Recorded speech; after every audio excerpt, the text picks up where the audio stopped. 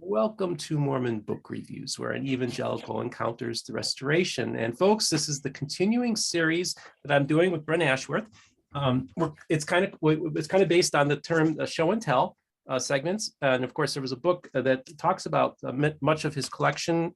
This book was written by Tracy McFarland Fieldstead. It apparently will be in paperback down the road, so keep an eye out for that. There's a very limited amount of hardcovers out there. So, Brent, welcome back to the program. Well, thank you very much. Good to be with you, Steve. Maybe I can start out with a little of Joseph's parentage history. I've got a book in our collection that belonged to St. George A. Smith, and it's a history of Topsfield in Massachusetts. When my wife and I served a mission there many years ago, or 4 or 5 years ago anyway, we went to Topsfield, and it was really interesting because there are a few remnants of Joseph Smith's family who had been there. His grandfather, Asaph Smith, lived there, and his father, Joseph Sr., was born there. And he had other relatives that were there. They don't have a whole lot that is original that's there, although they do have monuments to several of these where their homes once stood and so on. But this little book came in the presence of one of the descendants, George A. Smith, and this is Brigham Young's counselor, the one that St. George, Utah, was named after, and it's got his name in gold on the front cover. You can see that, and it's a history of Topsfield. It's interesting because it's presented to President George A. Smith by Dr. Humphrey Gould. The Gould family was also related to the Smiths, and there are several things. Zacchaeus Gould's barn is still there, who was a great uncle to the prophet Joseph Smith. I've got Zacchaeus's signature. I've got Samuel Smith's signature, several of his progenitors we have in our collection and signatures. But this little book's kind of a fun place to start. It has an engraving of John Endicott, the pilgrim who first led people to Topsfield field, and then it's got here's the title page. Okay, yeah. You can see that. And it's an address on Topsfield that was delivered in Massachusetts, August 28th, 1850, the 200th anniversary of the incorporation of the town, it says, by Nehemiah Cleveland. It was published in New York in 1851.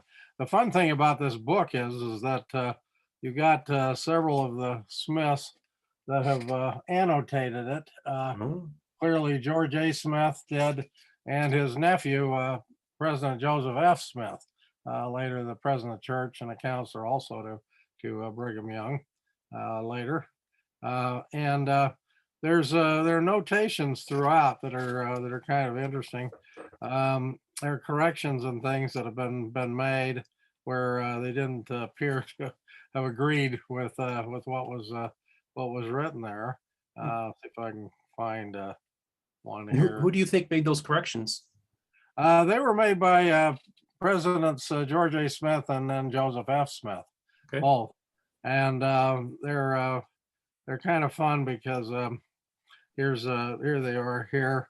It says when Joseph Smith Sr., about 1816, removed from Tunbridge, he did not go to Potsdam like the book says for the address, but to Palmyra, Wayne County, New York, and subsequently to Manchester, Ontario County, where he resided when the plates of the Book of Mormon were found.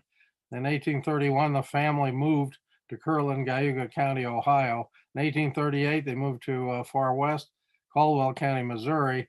In 1839, they located in Commerce, afterwards Nauvoo, Hancock County, Illinois, where my grandfather, Joseph Smith Sr., died September 14th, 1840, age 69. My father, Hiram Smith, the patriarch, and my uncle, Joseph Smith, the prophet, were murdered at Carthage, Illinois, June 27th, 1844. And he's written this in the book, March 16th, 1871, SL City, Utah Territory.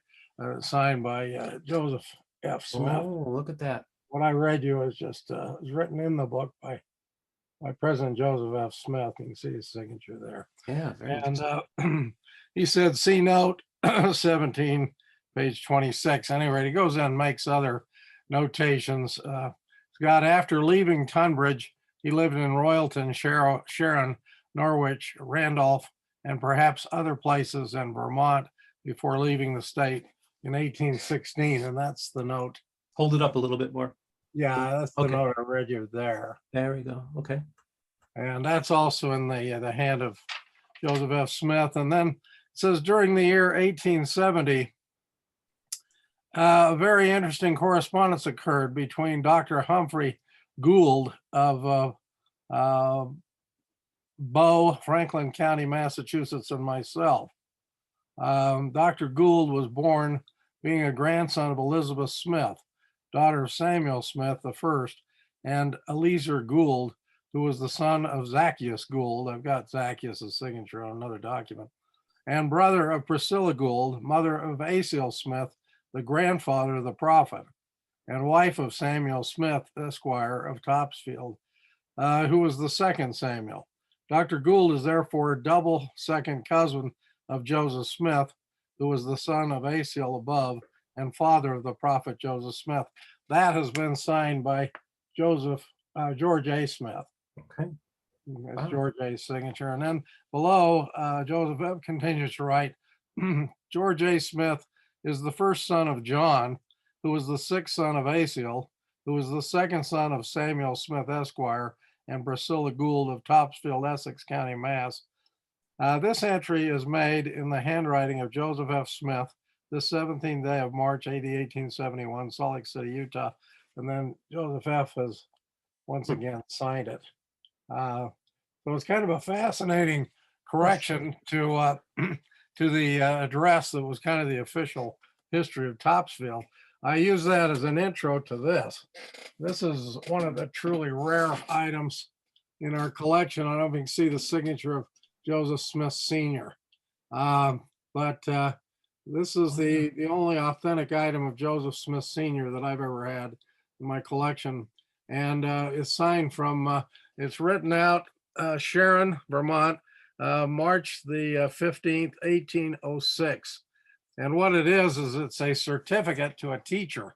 This may certify that Sally so-and-so by her good attendance to her study and so on, rules and disposition of the school this winter has, anyway, she's passed her courses, and he, as the teacher, has signed it, Joseph Smith. So this is one of the rare survivors of Joseph Smith Sr. There's almost no autographs of the prophet's father. And this would have been signed in Sharon on March 15th. The prophet was born, as you know, December 23rd of 1805. Wow. So he's what, less than 4 months old when this certificate is signed. Well, that's just remarkable. This is a real rarity in Mormon history, and I don't think very many people have ever seen it. It's been hanging on my wall for years and years, but it's a great, wonderful piece, because you would think Joseph Smith Sr., who was the first patriarch to the church, would leave us more handwriting, but there's very little. I think I can count on one hand all of the known possible signatures of Joseph. This seems to be pretty set in concrete as being him. I mean, it's right there, right at the time he was a teacher. And you may recall that he brought all the recountry there later as to help him with the school. And that's how he got introduced. The prophet's less than 4 months old. It's a remarkable document, and I just wanted to share it with your viewer. Wow, this is so cool. And I just want to mention too, I had Mark Staker on, and we talked about Tunbridge Farm. I did 2 interviews. The first one was about the book, and then the second one was when we revealed the pollen results, what they were growing at the time in Tunbridge Farm. So check out those interviews. That's fascinating stuff. And not a whole lot of people have access to be able to see these remarkable documents that you have in your collection. And I thank you so much for sharing these kind of things. So I have some questions to ask you. First of Sure. all, folks, interestingly enough, yes, St. George is not named after a medieval saint. Some people who are Oh, outside of the LDS tradition don't realize that. So George A. Smith, right, is who it's named after. And so that's give you some background there. well, George A. Smith, was the member of the first presidency assigned to southern Utah. Yeah. And so when they had like the Mountain Meadows massacre, for instance, it was George A. that went down there to investigate. In fact, he took my great grandfather, William Booth Ashworth, as scribe, and they visited with John D. Lee in jail down there. And he was in Cedar City. So George A. Smith was very impressed. He wrote the official response to Mountain Meadows to Brigham Young, and it left the first intimations that there were locals involved in the massacre, which raised a lot of issues.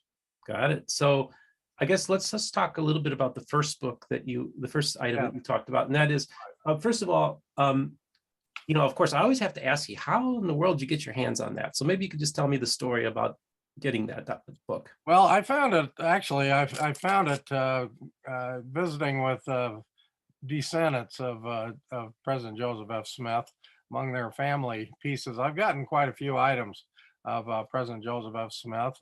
Sometime we might want to show a few more. I've got I've actually got his suit coat down in my store. So if you come to my store, you can see that. That was a recent pickup through a friend. But I also have a number of his letters when he was in hiding on polygamy and some other things that are really quite revealing and very interesting letters. And so it came down through the family. The family's quite a large family. You know, Joseph F. had 5 wives, and was a polygamist. And so there are a number of descendants. And tracking some of these down over the 6 decades or so that I've been collecting, I've picked up quite a few things of his.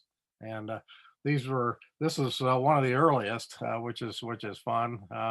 I had A.C.L. Smith's book, which is very rare, but I traded it to Hoffman, so I lost it. But I think the church has a copy, but it's a rare book. And as far as the Joseph Smith Senior document, this is one I've known about for probably 50, 60 years, and I was able to acquire it eventually. A friend by the name of Walter H. Smith, who was a former bishop down in Arizona, was a big collector, and he was one of my mentors. And eventually I was able to acquire this as he sold it. I didn't get it from him, but shall I say, I lusted after it for a long time. I got it from a dealer afterwards, but I've had it for many years, and it's been sitting on my office wall here for years. And I thought, oh, this would be interesting. Yeah. That's why I wanted to share it with you. Well, that is just absolutely awesome. And I'm so glad, like I said, we can share this with the audience. I was a few weeks ago, I visited the Church of Jesus Christ, some would refer to as the Bickerton organization, and they had a Saturday night preaching service where they had about 20 different evangelists fly in from across the country, and about a half dozen of them gave sermons. Well, the first one that got up and spoke afterwards came down and just told me, "Oh, I'm a big fan. I love your show. Oh, that Brent Ashworth, he just looks so forward to these segments." So I just want to give you some feedback that a lot of people are watching and getting information and knowledge and hearing things and seeing things that they've never heard before. And so that's what makes you a real asset to, that's why I wanted to film these segments, because I think, you got this awesome collection, and we need to have you talk about these items and describe them. Thank you, Stephen. I appreciate the opportunity. It's wonderful. Yeah. So, I just want to ask, it's amazing how Mark Hoffman always seems to make his way into our conversations. Well, unfortunately. Unfortunately. Yeah. But, you mentioned, like, of course, when you are collecting, are you primarily trading items when you're like acquiring things? How does this work with the process of collecting? How much, like, are you writing like, okay, well, I'm going to give you these 3 documents for that, and I'll write you a check for that amount? I mean, how does the bartering go? Well, it goes like that sometimes. I mean, sometimes it's you run into a collector that's maybe got something that you would like, and he has a need for some things that you have. And so sometimes you can do some trading.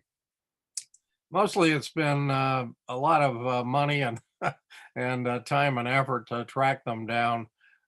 Generally, family members that end up with things just want to find a nice home for them, and so you can you can usually get them by purchase. That's how I got, for instance, Lorenzo Snow's prison diary, which we could talk about in a future Yeah. segment, or the McClellan's lost manuscript came through that, but they primarily wanted money, so I took out loans sometimes to buy these things. In fact, I remember when I took the John Taylor Journal, it's the only one the church has, to the church the first time I met with President Gordon B. Hinckley, and he said, "Brent, did you have to mortgage your life for this thing?" And I says, "Well, no, President, but I'll be making payments on it for a few years." And eventually that was donated to the church. So they have it now. It's the only one of his journals they have. So, I think collectors provide a service to the institutions they serve, and also to fellow collectors by helping them fill in holes. I get requests from other collectors for things they're looking for, and I try to meet those needs when I can, especially when they're a little out of my area. Well, just a quick question. I mean, I read the Salamander book, regarding the Hoffman thing, and one of the things that really struck me was your friendship and relationship with Gordon B. Hinckley.